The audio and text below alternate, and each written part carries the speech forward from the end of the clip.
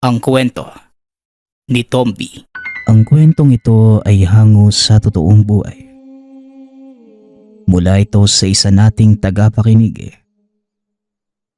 Naitago na lang natin sa pangalang Tasyo.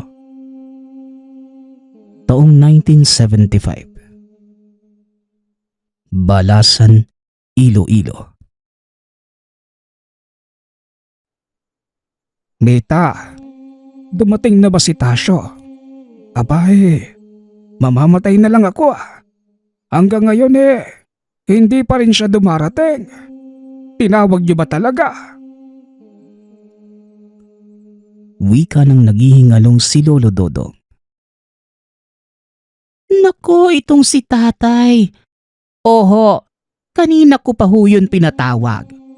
Abay, ewan ko po kung bakit hanggang ngayon wala pa rin. Lagot talaga yan sa akin pagdating niyan mamaya. Tugon ni Tia Mita.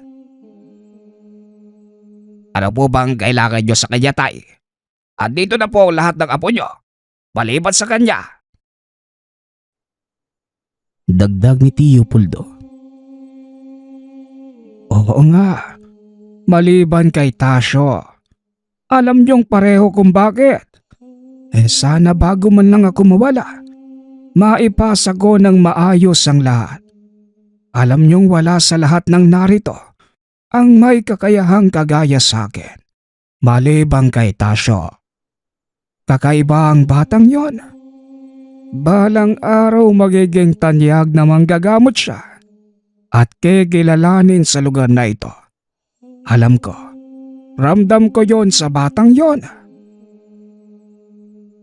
Wika ng matanda. Si Lolo Dodong ay kilalang manunugis at albularyo sa lugar. Pero sa edad na 71, hindi na kaya ng katawan ang responsibilidad. Ayon sa mga nakakakilala kay Lolo Dodong, sa ganung edad sobrang talas pa din ang pag-iisip nito. Hindi nga lang masyadong makalakad. Ngunit nagagawa pang magpagaling gamit ang karunungang galing sa mga gabay. Pero dumating siya sa puntong kailangan na niyang magpahinga. Noong makitaan na merong kakayahan ng apo, nagpa siya ang matanda na panahon para maipasa ang gampanin. Nag-aalala naman ang mga maiiwang anak. Dahil mas pinili ng matanda na kay Tasyo ipamana ang lahat ng gamit. Ulila na sa mga magulang ang bata. Lumaki ito sa piling ni Lolo Dodo. Ayon naman sa matanda, mas higit na kailangan yun ni Tasyo kesa sa ibang mga pinsan. Wala na itong maaasahan sa buhay. Ganun pa man hindi pumayag ang mga anak na matanda. Ayaw nilang si Tasyo ang mapamanahan. Mabisyo ito at walang direksyon ng buhay. Pero iba ang nakikita ni Lolo Dodong Sapo. Kagaya niya may kakayahan itong maging katulad niya na manggagamot. Halos gabi na nang makauwi si Tasyo sa tahanan. Nagalit ang mga tiyahin dahil dumating ito na amoy alak. Ayon naman sa binata, dumaan lamang ito sa bahay ng kaibigan at dumalo sa kasiyahan. Tasyo, wala ka ba talagang delikadesa? Alam mo namang nasa kritikal na kalagayan ng lolo mo. Tapos uuwi ka dito ng lasing. Sige na, ayusin mo ang sarili mo. Kanina ka pa niya hinihintay. Sigaw ni Tia Mita. Hindi po ako lasing, no? Abay, nakainom lang ng kaunti. Siya nga pala, parang hindi na din naman ako kailangan dito Punuan na Tugon ni Tasyo.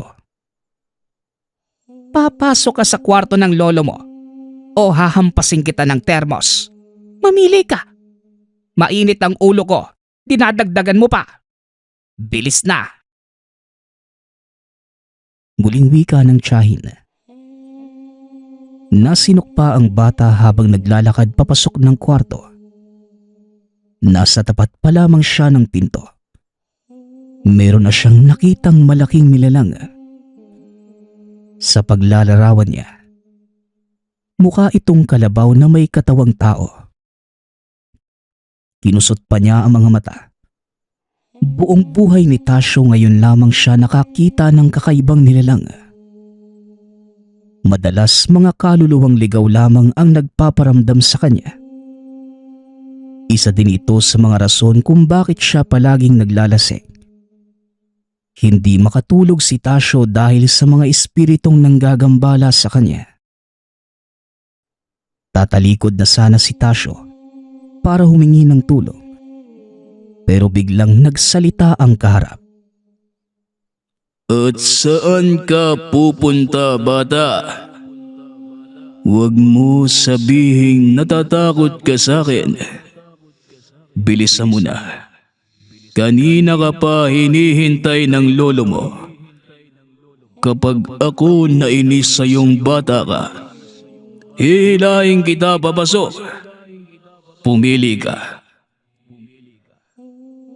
Wika ng balaw na si Kisig. Abay, iilang ako. Masyado ka naman. Hindi ako takot sa'yo, no? Saka, ano ba yung suot mo? Sandali ha. Babalik. Habang nagsasalita, bigla siyang hinila ng nilalang at pinasok sa loob. Kamuntikan pang mapatili si Tasyo sa sobrang gulat. Pagkapasok sa loob ng silid na matanda, nakita naman ng mga pinsan ni Tasyo na nakaangat ng bahagya sa sahig ang binata. Nagtataka ang mga ito dahil wala namang kasama si Tasyo. Nagwika naman si Kisig na ang binata lamang ang nakakakita sa kanya.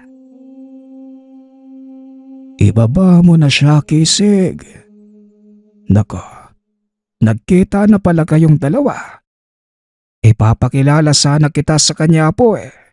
Kaso, mas nauna pala kayong magkasalubong. Pero hindi bale. Julio, Cornec, Pepito, lumabas muna kayo. May pag-uusapan lang kaming importante. Saka sabihin nyo sa mga magulang nyo ha. Huwag munang papasok. Utos ni Lolo Dodong sa mga apo. Sumunod naman ang mga ito pero may halong pagtataka. Nang makalabas, kaagad namang pinasarado ng matanda ang pinto. Alam niyang makikiusyoso ang mga anak sa mga nangyayari. Ayon sa matanda, hindi magtatagal. Lilisanin na niya ang mundong ibabaw. Pinaupo ni Lolo Dodong sa gilid niya si Tasyo. Pinakuha naman niya sa gabay ang kahon na ipapamana sa apo. Halos mawala ang kalasingan ni Tasyo nang makita ang hawak ng matanda. Kumikinang na medalyon na ayon dito. Iniingatan niya sa loob ng mahabang panahon. Kasama sa kahon ang mga kaalaman kung paano mapapagana ang gamit. Nanlaki ang mga mata ng binata. Mismong gabay ang nagsuot sa kanya ng medalyon. Ngumisi pa ito at humarap sa matanda. Kasabay ng pagyuko bilang respeto kay Lolo Dodong. Magsasalita pa sana si Tasyo habang nakahawak sa kamay ng lolo. Nakangiti itong nakatingin sa kanya. Hindi na nakapagsalita si Tasyo. Tumatango lamang sa lahat ng sinasabi ng matanda. Nakatitig lang dito bilang pamamaalam. Huwag kang mag-alala. Kaysa mo ko sa mga gampaning naiwan ng lolo mo. Sa ngayon, hindi mo pa naiintindihan. Pero pagdating ng panahon, mauunawaan mo din kung bakit ikaw ang napili niyang sumalo sa pwesto niya. Ang magiting na mandirigmang albularyong si Dodong. magagawa mo din. Mahihigitan ang mga nagawa niya. Wika ni Kisig. Napabuntong hininga na lamang si Tasyo. Nilapitan niya ang lolo na nooy wala ng buhay. Nangako ito na kung anuman ang iniwan sa kanya, iingatan at gagampanan niya ang lahat ng iyon sa abot ng makakaya. Ilang sandali pa, biglang bumukas ang pinto ng silid. Pumasok na ang mga tiyuhin at tiyahin. Humahagulgol ang mga ito sa pagkawala ng matanda. Ramdam nilang tuluyan ng namaalam si Lolo Dodo. Halos itulak naman nila palayo sa matanda si Tasyo. Wala namang nagawa ang binata kundi lumabas. Bit-bit ang pinagkaloob ng lolo sa kanya. Mula ng gabing yon, pinalayas na siya ng tahanan ng mga tiyuhin at tiyahin. Ayon sa kanila, nakuha na ng binata ang pamana ng lolo. Isa pa, wala naman siyang silbi sa pamamahay nito. Ilang araw matapos ang lamay at libing, bitbit ang ilang gamit, mas pinili ni Tasyong manirahan sa lumang kubo kung saan siya pinanganak. Sako pa rin naman ito ng kalupaan ng lolo. Pero yon ang bahaging hindi na naaasikaso dahil ayon sa matanda, naipamana niya na ito sa mga magulang ni Tasyo noong nabubuhay pa. Bumalik siya sa lugar kung saan naaalala ang lahat ng masakit na kahapong iniwan siya ng mga magulang. Pero gayon pa man, hindi ito nag-iisa sa lugar. Kasama ni Tasyo ang gabay maging ang iba pang mga elemento na hindi niya inaakalang magiging kaibigan. Sa bilis ng mga pangyayari, ni hindi na namalaya ng binata ang mga pagbabagong naganap. Hindi lamang sa pag-iisip, kundi maging sa presensya. Pinalayas man ito ng itinuring na pamilya, pero hindi siya nagtanim ng sama ng loob. Bagkus nagpasalamat pa ang binata dahil bago ang lahat, kaya naman niyang buhayin ang sarili kahit walang tulong na galing sa kamag-anak. Nandito kami para gabayan ka sa mga gusto mong matutunan at lahat ng mga nais mong tuklasin. Tasyo, naway lawakan mo pa ang pangunawa sa mga nakapalibot sa iyo. Lalo pat may nagbabadya sa iyong panganib. Napag-alaman ko na may bagong yanggaw na gumagala ngayon sa baryo. Pero hindi nila alam kung paano nila ito mapapatay. Kaya ihanda mo ang sarili mo. Yun ang pinakauna mong pagsubok. Wika ni Kisig. Aba, may pagsubok ka agad. Ilang araw pa nga lang tayong nagsasanay eh. Hindi ba pwedeng saka na lang? Ano ba yun? Aswang? Babae? Kasi kung magandang babae yan, aba, baka ligawan ko pa yan. Tugon ni Tasyo. Kung nandito lang ang lolo mo, nabatukan ka na. Tasyo, kailan ka ba magseseryoso? Una sa lahat, hindi ko alam kung ano ang nakita ng lolo mo sa'yo at bakit ikaw ang napili. Sa totoo lang, hindi ako sigurado kung may natutunan ka sa mga itinuturo namin. Pakiusap din. Ayaw kong nakikita kang tumutungga ng lambanog. Kaya ka nawawala sa konsentrasyon mo eh. Mas nauuna pa yung bisyo mo. Sita ni Kisig. Tumahimik ang binata habang patuloy naman sa pagsasalita ang nilalang. Sa totoo lamang, hindi pa rin siya makapaniwala sa nangyayari sa buhay niya. Sikat na albularyo ang lolo. Pero ni hindi napasok sa utak ni Tasyo na siya ang pipiliing tagahalili. Mula ng araw na sinuot sa kanya ang medalyon, mas marami ng elemento ang nagpapakita sa kanya. Kasama din ito ni Tasyo sa mismong kubo kung saan nakatira. Inayos niya ang kubo at sa tulong ng nilalang, naging maayos ang lahat para sa binata. Sila na din ang naglilinis at nagkukumpuni sa kubo dahil maghapong naglalasing ang binata. Napapailing na lamang si Kisig at inaasahang hindi maganda ang kahihinatnan ni Tasyo. Malalim na ang gabi. Sa kalagitnaan ng pagtulog nagising ang binata. May boses itong naririnig at tinatawag ang pangalan niya.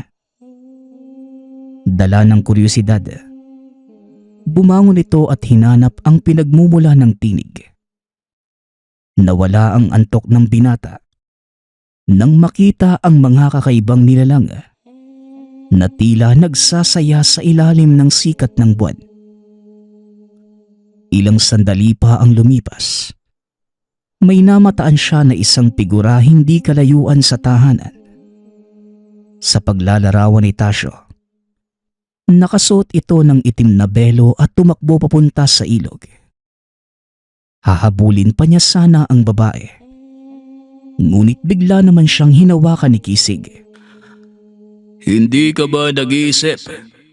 Sila na mismo ang naghanap sa'yo. Kusa na silang lumalapit.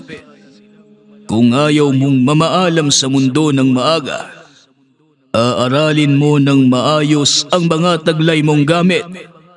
Hindi yung basta ka nalang tatakbo at hahabol sa nakita mo. Sige na, pumasok ka na sa loob. Huwag kang lalabas hanggat hindi sumisikat ang araw. Wika ni Kisig. May tumawag sa akin eh. Sino ba yun? Bakit ako tinatawag? Kaya nga ako nagising eh. Biglang uminit yung suot kong medalyon. Pasensya na. Alam ko naman na marami pa akong kailangang alamin eh. Maraming salamat kaibigan ha. Ikaw ang gabay ko.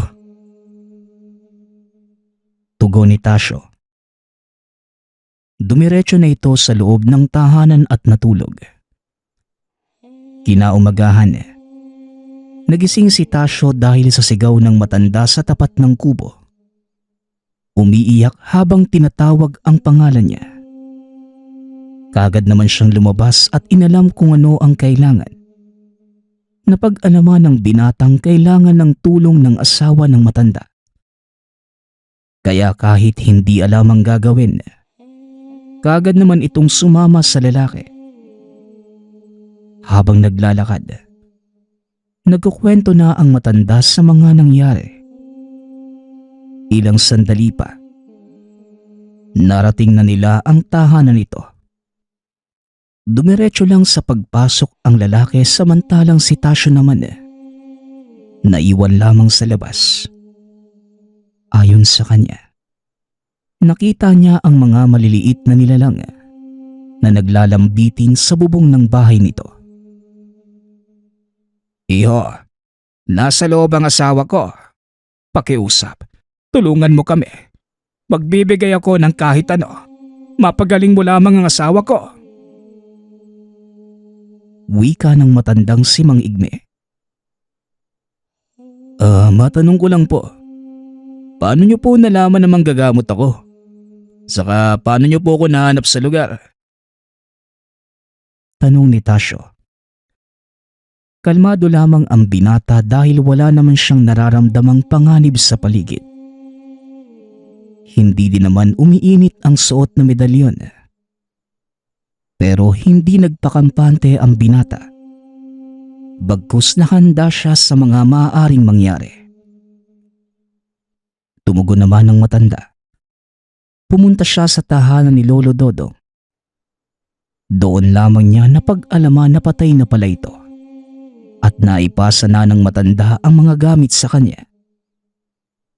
Dagdag pa ni Mang Igme, hindi siya sigurado kung kayang magpagaling ng binata. Nagbabakasakali lamang ang matanda dahil wala naman siyang pagpipilian. Lalo pat wala naman siyang perang pambayad sa doktor. Nang mga oras na yon, tila mamamatay na ang asawa ng matandang nakaratay sa higaan. Napahingang malalim si Tasyo. Kinausap ang mga nilalang na nooy nakalambitin sa pawid ng bahay. Inalam nito kung ano ba talaga ang kalagayan ng gagamutin. Hindi naman siya nabigo. Ayon sa mga nilalang, sumpa ang dumapo kay Aling Rica. May nagawa ng masama ang Ali kaya ito nangyari sa kanya. Habang kinakausap ang mga nilalang, umiiyak naman si Mang Igme dahil sa isip niya. Maling tao yata ang napuntahan. Sa kabilang banda naman, may inabot ang nilalang kay Tasyo. Ayon sa mga ito, mapapagaling nun ang sumpa pero kailangan munang mangako ni Aling Rica na hindi na uulit sa ginawa. Napatungo naman ang binata at nagpasalamat. Pasensya ka na, Rica.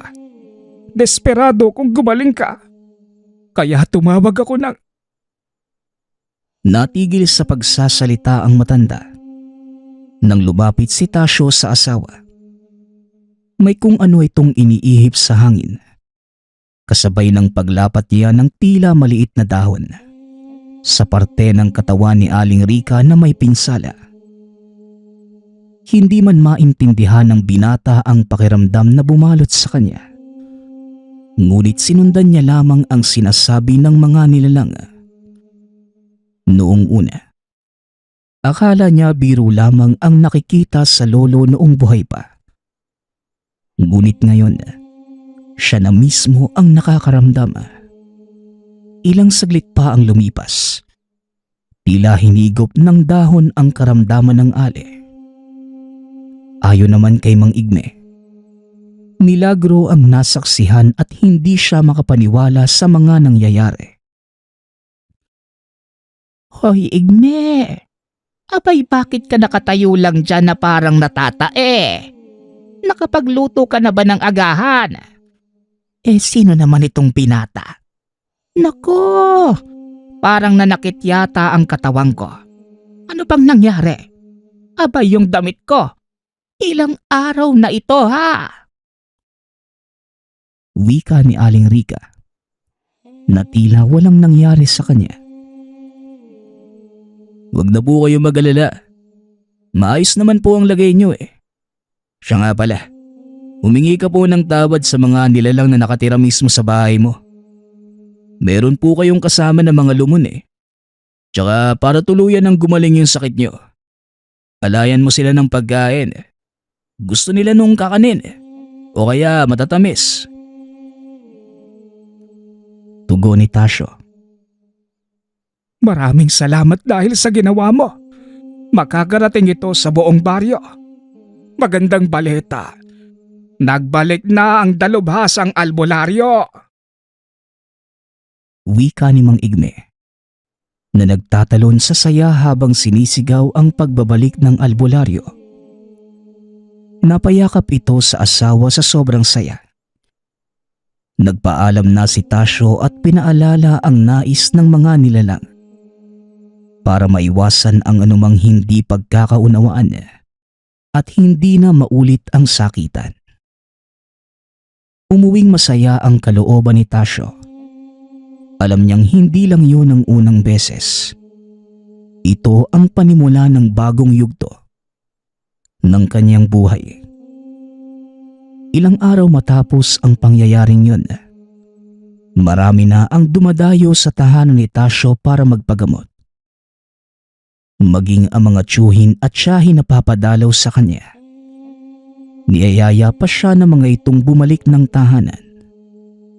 Pero ayon kay Tasyo, Panatag ang kalooban niya sa tahanang pinagkaloob ng mga nilalang na gumagabay sa kanya. Iginalang naman ng pamilya ang pasya ng binata. Humingi sila ng kapatawaran sa lahat ng mga nagawa na hindi maganda sa binata. Naging maluwag naman sa dibdib ni Tasyo ang pagpapatawad. Naiintindihan niya kung bakit nangyari ang lahat ng iyon. Dahil sa sayang dala ng araw na ito, napainom na naman si Tasyo ng lambanog. Maghahating gabi nang makaramdam siya ng pananakit ng tiyan. Ayon sa kanya, dahil lamang ito sa dami ng nainom na lambanog. Walang ano-ano napatakbo si Tasyo sa palikuran na hindi kalayuan sa tahanan. Niwala siyang dala na kahit ano, maliban na lamang sa mga damong panglinis. Ilang sandali pa ang lumipas. Nang makalabas sa palikuran, nasipat niya muli ang figura ng tao. Bigla ding uminit ang pakiramdam ng binata. Nakisabay na din ang suot na medalyon. Sa pagkakataong ito, wala ang gabay kaya hinabol niya ang nakita. Habang sinisipat kung saan napunta ang anino, hindi niya napansin ang malaking baboy ramo na palapit sa kanya. Paglingon ni Tasyo, dinambahan siya ng nilalang at nagpagulong-gulong doon sa damuhan. Dito lamang niya naalala ang lahat ng sinabi ng gabay. Pero huli na nang maisip niya ang kailangang gawin. Sinakmal siya ng nilalang, pero kagad naman niyang naisangga ang braso. Sa isip ng binata, ito na siguro ang katapusan ng buhay niya. Pakiramdam ni Tasyo, unti-unti na siyang nawawala ng lakas. Pero biglang may humablot sa aswang at binalibag ito palayo sa binata. Habang nakahiga sa lupa, si Kisig ang nakipagbunos sa nilalang. Kagad namang kumaripas ng takbo ang aswang. Nang makita ang iba pang mga kaibigan ni Tasyong papasugod sa lugar. Ito na nga ba ang sinasabi ko? Nasa iyo na ang gamit, pero hindi mo naman alam kung paano gamitin. Kaya yan ang nangyari. Ano? Babangon ka ba dyan? O hihilahin ka na lang namin papasok? Kayo talagang mga tao, ang titigas ng ulo. Wika ni Kisig. Nalapa na nga ako ng aswang Napagalitan pa. Ay, pasensya na. Tao lang. Hindi perpekto. Pero pakiusap, kung pwede, buhatin niyo na ako. Hindi ako makatayo wag nang mainit ang ulo, Kisig. Sa susunod, pangako, makikinig na ako sa'yo. Wika ni Tasyo. Dahil sa inis, tinalikuran ito ng gabay. Ang ibang kaibigan na lamang niya ang umalalay sa binata. Alam ni Tasyo na masama ang loob ni Kisig dahil sa nangyari. Sobra naman ang pagsuyong ginawa ni Tasyo, mapatawad lang siya ng gabay. Mula ng araw na yon, hindi na muling uminom si Tasyo. Nagseryoso na ito sa mga pagsasanay, lalo na sa pisikal at espiritual na aspeto. Alam ng binata na marami pa siyang makakaharap na mas malakas kesa sa aswang. Kaya sinikap niyang matutunan ang lahat ng aral na nilalatag ng gabay. Doon pa lamang naunawaan ni Tasyo ang ibig sabihin ni Kisig. Hindi basta ang tungkuling iniatang sa kanya.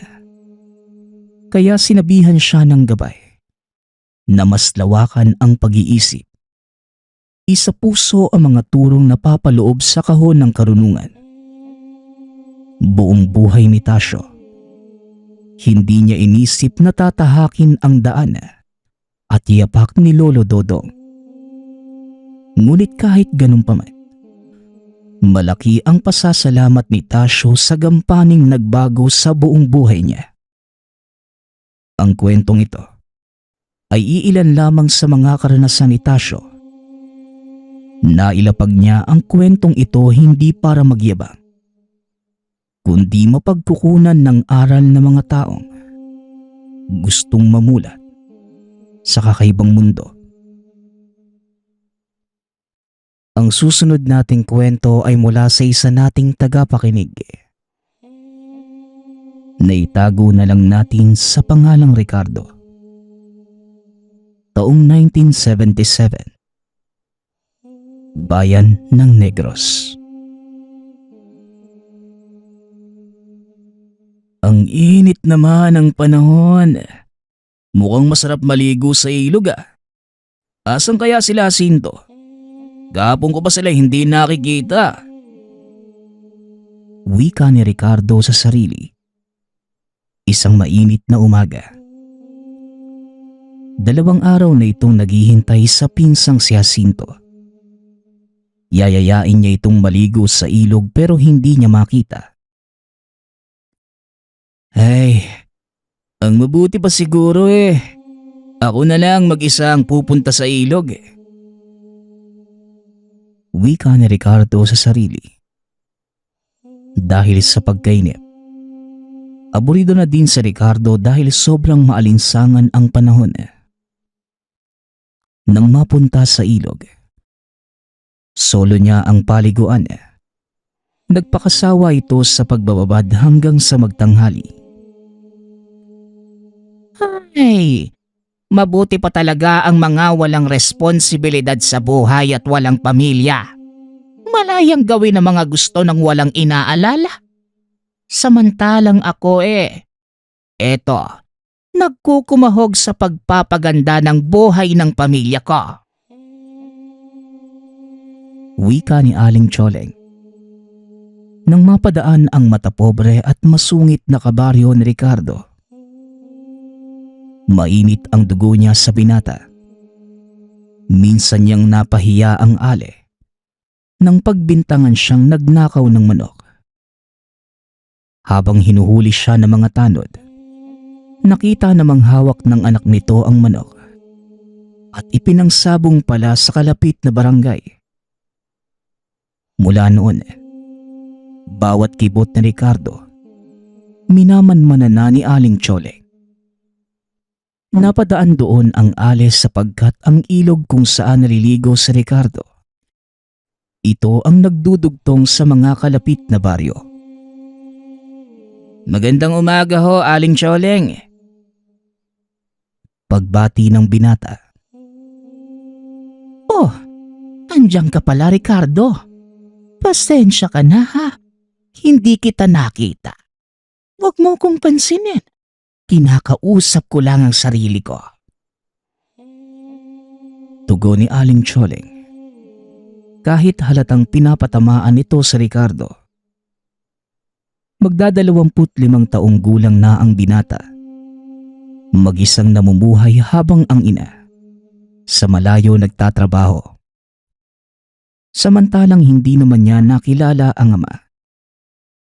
Ayon sa nanay niya, sundalo ang ama at matagal nang namatay dahil sa pagseserbisyo.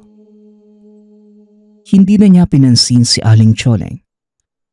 Sumisid na lamang ito sa ilog nang makaiwas sa bunganga ng talakerang kapitbahay. Maya-maya pa, nang makaalis na ang matanda, bigla na lamang nakarinig si Ricardo ng pagtawa, kasabay ng pag-ubo ng matanda. Ikaw talaga, Ricardo. Kaya aga-aga pinapausok mo ang ilong ni Choleng. Sigurado, maghapon na naman siyang maninermon sa mga anak niya. Ewan ko ba sa babaeng yan? Parang pinaglihi sa sama ng loob Mula nang iuwi yan dito ng asawa niya, hindi na natahimik itong baryo natin.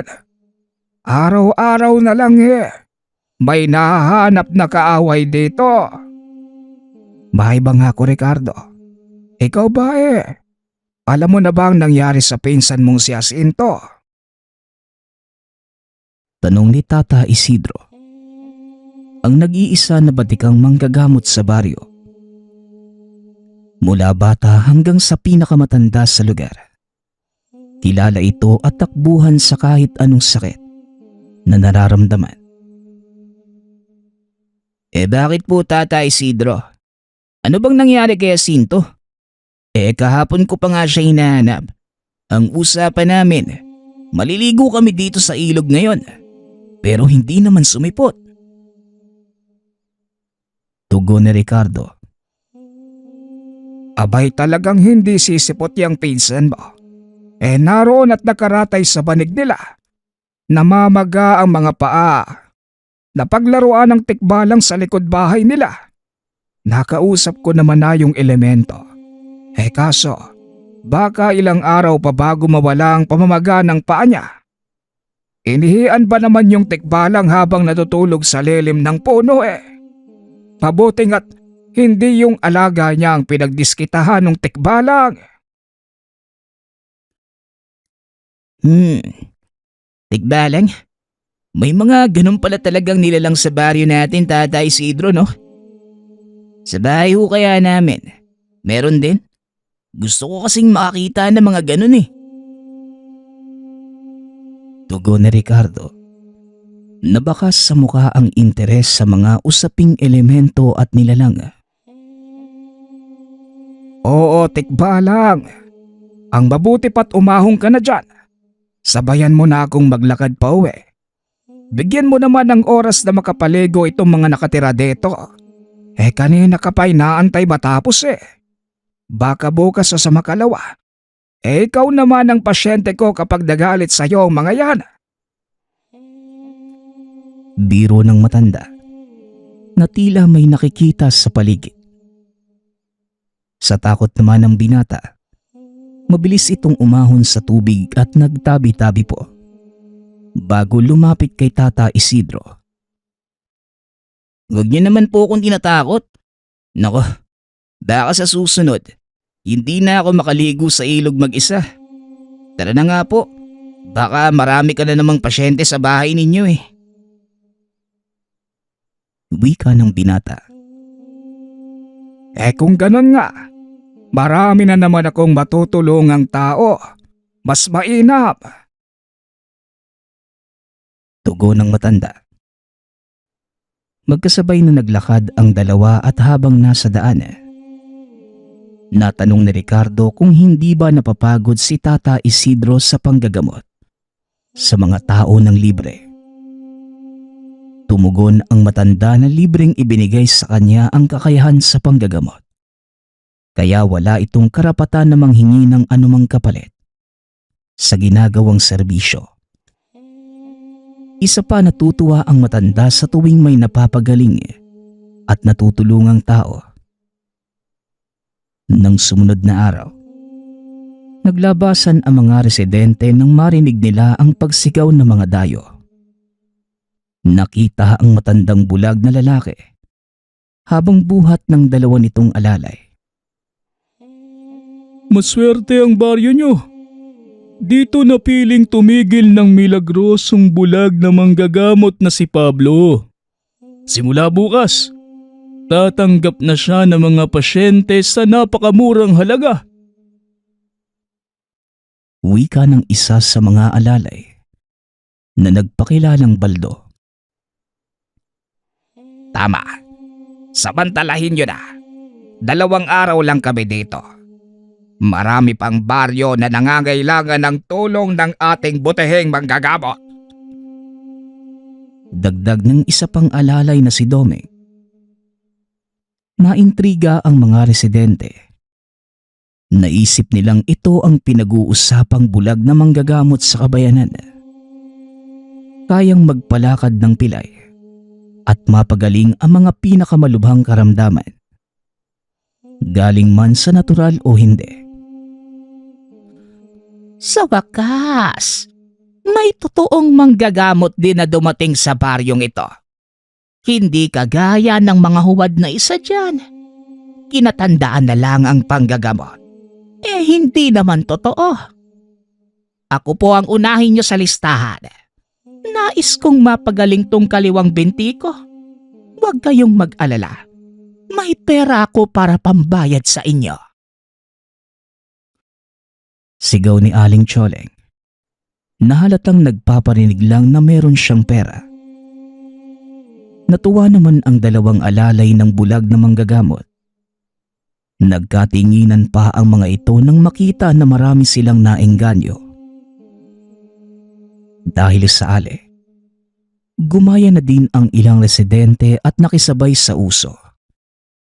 Ayon kay Aling Tsoleng, ito ang tanyag na milagrosong bulag na naglilibot sa bayan-bayan. Narinig naman ito ni Ricardo dahil magdadala lang sana siya ng paninda na karneng manok sa parokyano. Kakaiba yung milagrosong manggagamot nila. Nagagawang pagalingin yung mga pilay at may sakit. Pero yung pagiging bulag niya, hindi niya magamot. Ito namang mga kabaryo ko hindi na nakontento sa libreng panggagamot ni Tata Isidro. Nakasunod lang sa uso Handa pang gumastos. Ay, mga tao nga naman. Diyan na nga kayo. Wika ni Ricardo sa sarili. Kagad itong umalis sa lugar. Para sa kanya, sapat na ang kakayahan ni Tata Isidro na sapul sa pagkabata. Ito na ang nangangalaga sa kanya sa tuwing may sakit, bali o maging sa mga sugat. Nang sumunod na araw, tila apoy na kumalat ang balita tungkol sa tinatawag na milagrosong bulag. Maging ang mga kalapit na baryo, naroon at nakikipagsiksikan sa pila. Masuri lamang ang bulag na manggagamot. Sa isang iglap, nakalimutan ng mga ito ang matandang manggagamot na ni minsan. Hindi sila siningil sa mga kabutihan at panggagamot. Tata Isidro, sa tingin niyo po totoo kaya yung panggagamot ng bulag na yon? Nahumaling na po ang lahat ng mga kabaryo natin. Bukang pinipirahan lang naman sila ng mga yan Wika ni Ricardo. Napapadabog pa ito habang nasa bakura ni Tata Isidro. Hindi ko masasabing totoong manggagamot ang bulag.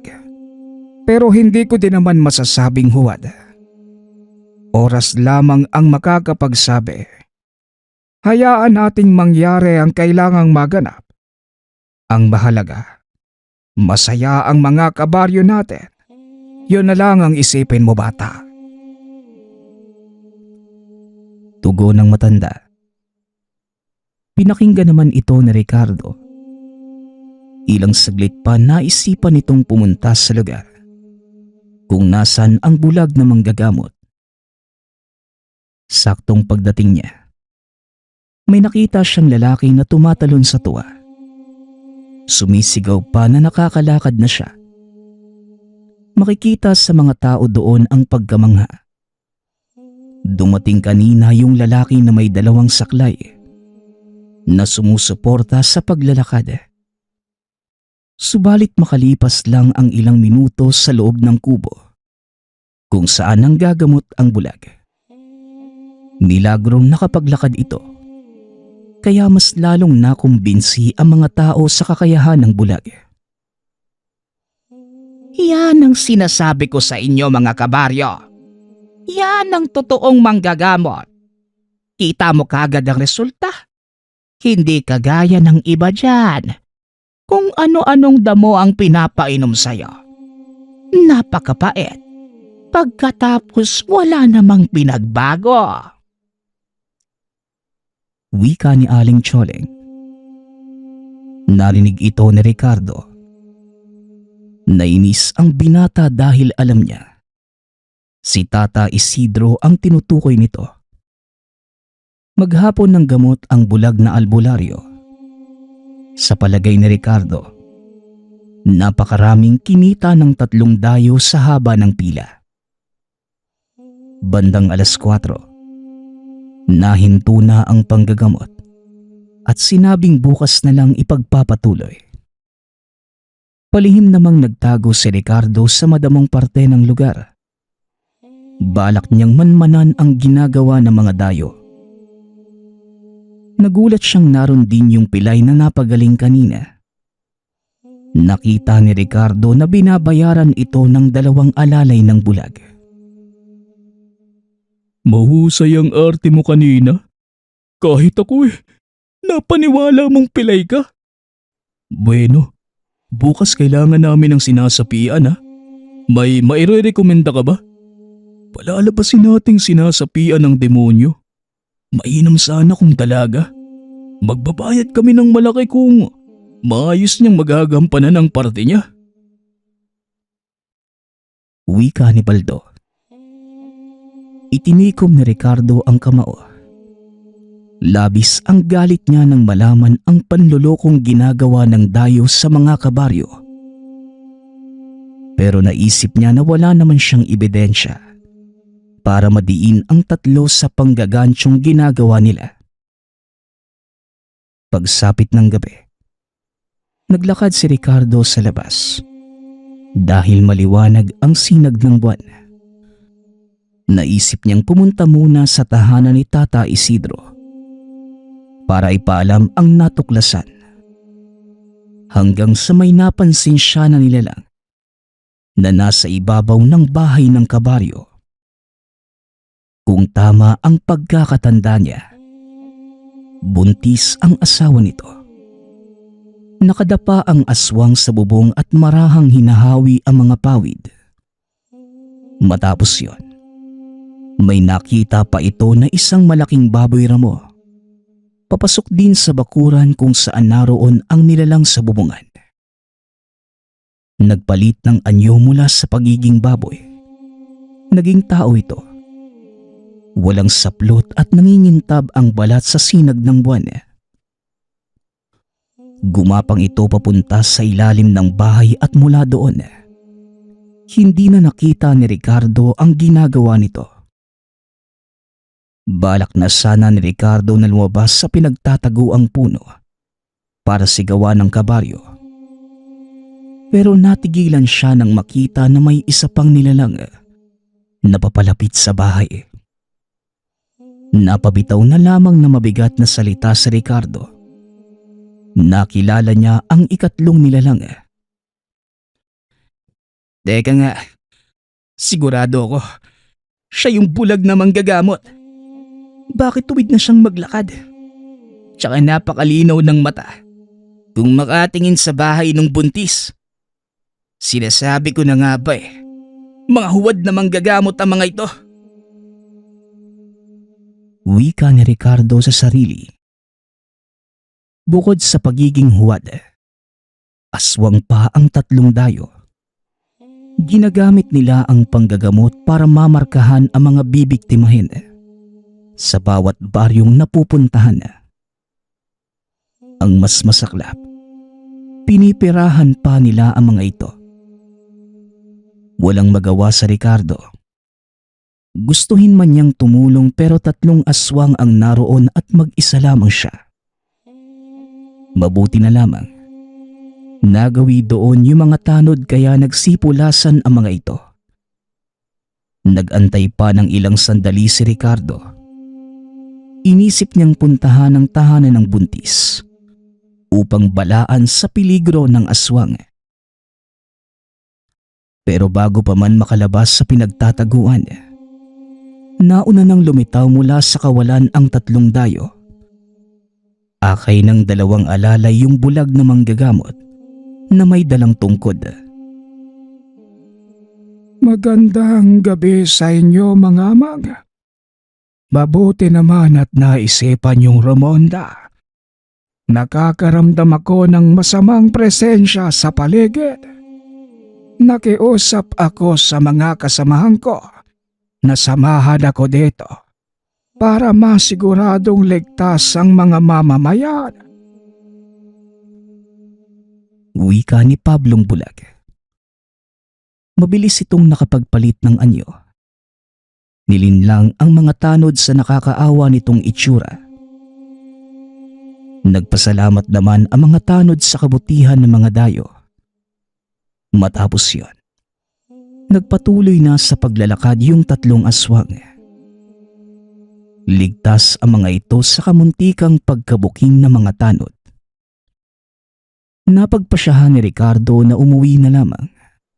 Sumangguni kay Tata Isidro. Natanong ng binata ang dapat gawin para tuluyang mabunyag ang lihim ng mga aswang. Masyadong tuso ang ganyang uri ng aswang.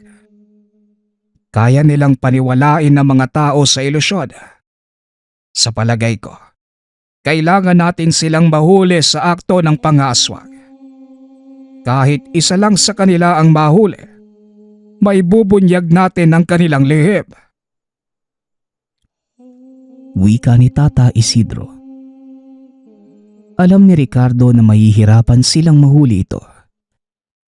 Kaya nilang magbalik sa anyong tao sa isang iglap. At sila pa ang lalabas na masama sa mata ng mga kabaryo. Lalo pat naroon si Aling Tsoleng kapag nanggagamot ang mga dayo. Alam niyang iskandalo lamang ang kahihinatnan sa oras na magpadalos-dalos ng kilos. Bumuo ng plano ang dalawa. Pinaniniwalaan na ang nakabaliktad na walis tingting sa may pintuan na may kakayahang pigilan ang aswang.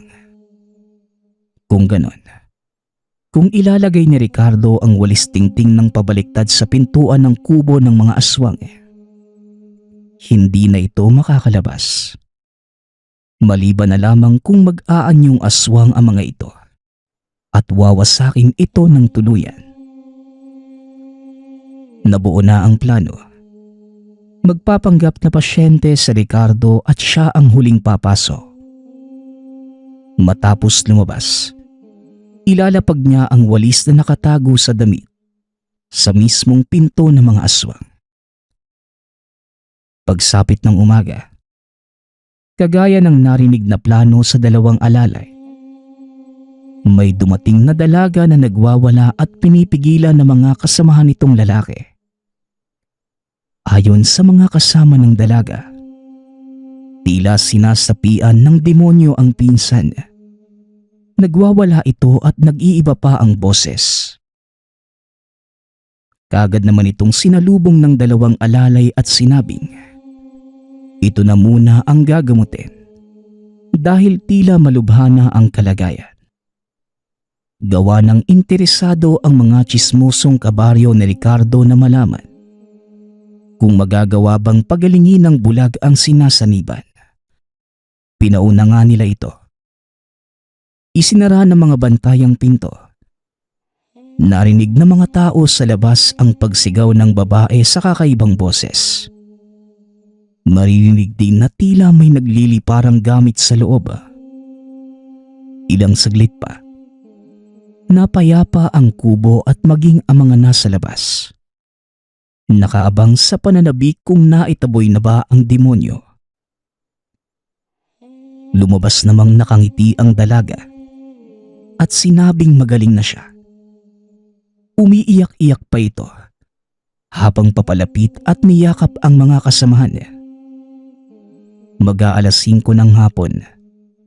Madilim na ng bahagya ang paligid. Hindi na makatiis si Ricardo.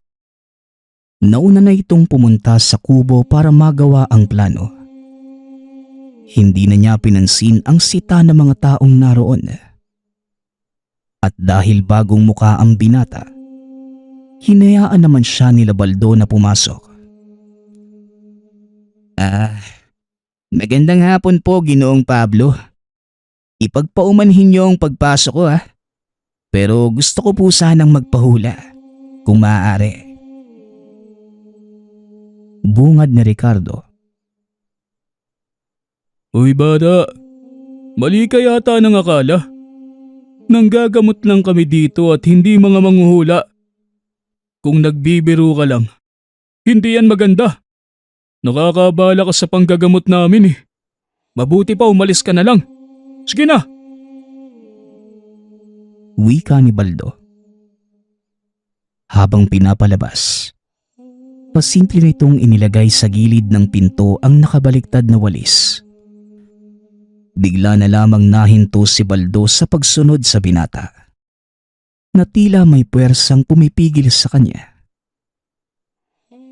Oh, anong nangyayari? Bakit bigla kang tumigil, Manong? Di ba, papalisin mo pa ako?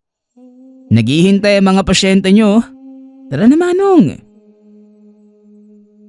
Paghamon ni Ricardo. Nanatiling tahimik si Baldo. Umaangil na ito pero hindi magawang lumapit kay Ricardo na nasa tapat lang ng pinto. Maging ang mga kabaryo, nagtataka kung ano nga bang nangyayari. Bakit hindi makalabas ang dalawang alalay? Paumanhin mga kaibigan. Pero masyado na akong napagod ngayong araw. Gusto ko na sanang magpahinga. Bukas na po uli ako manggagamot. Wika ng bulag na manggagamot. Bukas? Bakit bukas pa? Ang sabi niyo noong una, 2 araw lang kayo dito. Di ba? Marami pa kayong pupuntahan? Oh, hindi ba kayo makalabas? Pangasar ni Ricardo.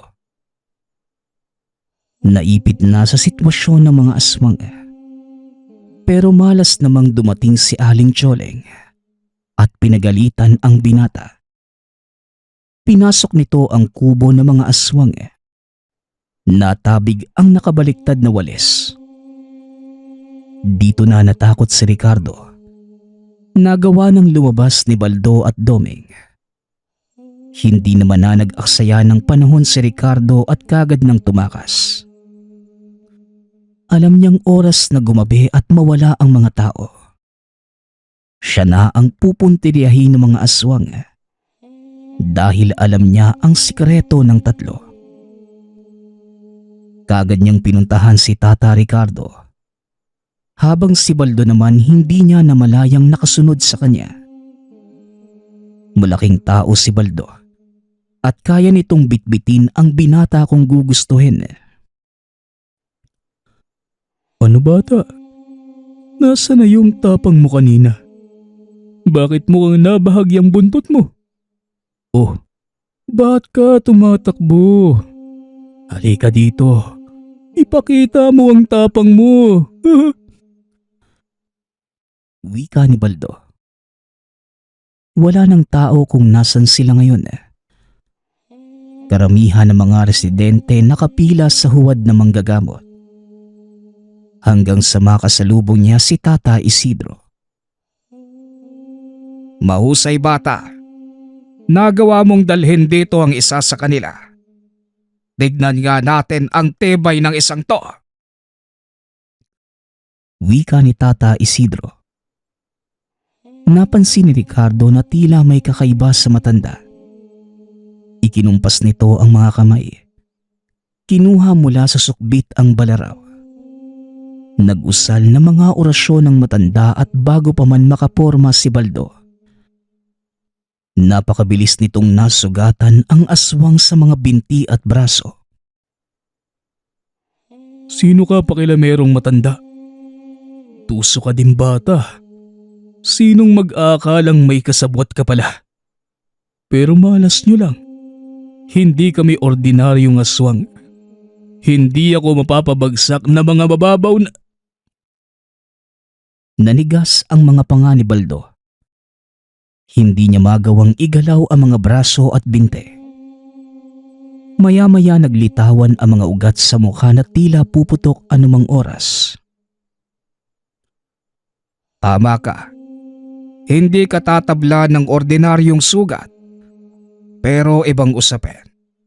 Kung kargado ito ng mga orasyon kontra sa mga aswang na kagaya mo, ang espesyal na balaraw na ito, ginawa talaga para sa mga katulad mo.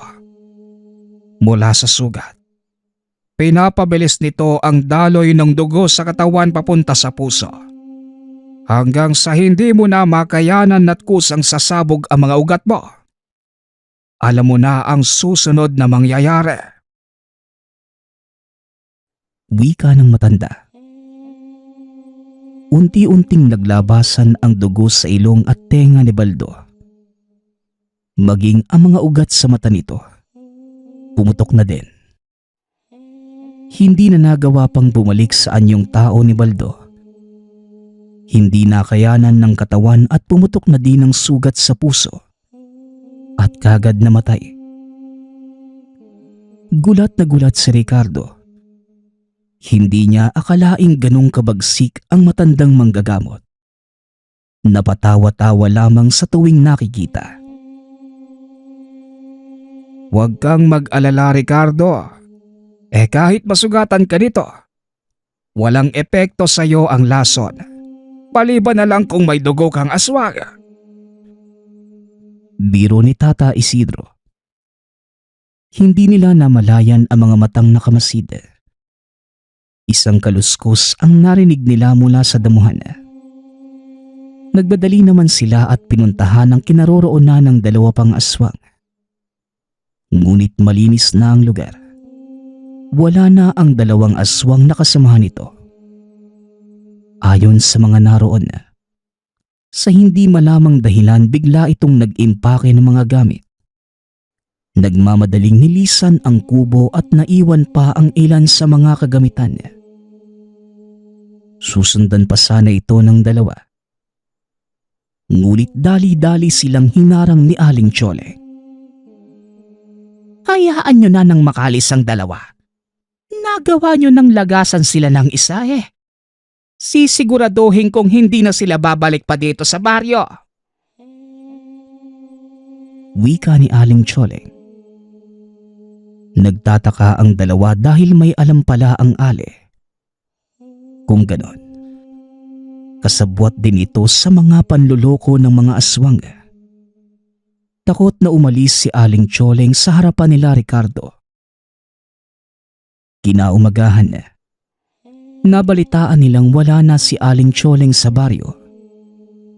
Nakita nilang nasa labas ng bahay ang asawa nito at tulala.